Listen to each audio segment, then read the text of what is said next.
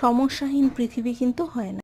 এই পৃথিবীতে রাগ, অভিমান, অভিযোগ, নেগেটিভিটি, সমস্যা, অভাব এগুলো সব কিছু কিন্তু থাকবেই।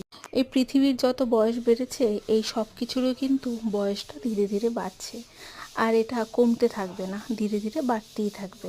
তার জন্য এগুলো থেকে কিন্তু পালিয়ে লাভ নেই। থাকুক, প্রত্যেকের জীবনের একটা কোণে এইসব জিনিস থাকবেই, তাই থাকুক।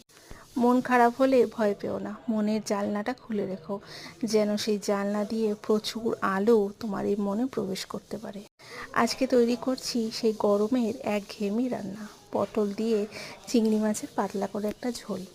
এই গরম পড়তে না পড়তে চিংড়ি মাছ দিয়ে পটলটা ভীষণ খেতে ভালো লাগে। তাছাড়া তো পটলের পোস্ত, পটল সর্ষে, পটলের দই, এই গরমে এই গোনাগুনতি কয়েকটা খাবারই আছে। ঢ্যাঁড়স বা ভেন্ডিটা আমরা খুব একটা ভালো না বাসলেও ওই পটলটা কিন্তু ভীষণ ভালো লাগে খেতে।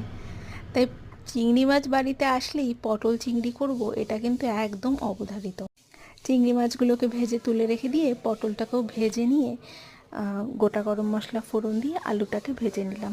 তার মধ্যে একটা বাটা মশলা দিয়েছিলাম, যেখানে একটা পেঁয়াজ, অল্প একটু আদা, সামান্য রসুন, যেহেতু চিংড়ি মাছ দিয়েছি তার জন্য, টমেটো আর লঙ্কা।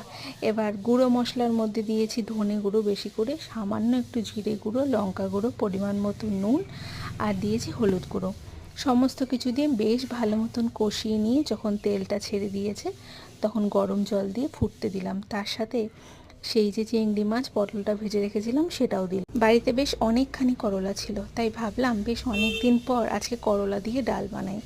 রাঁধুনি ফোড়ন দিয়ে করলা দিয়ে ডালও বানিয়েছি।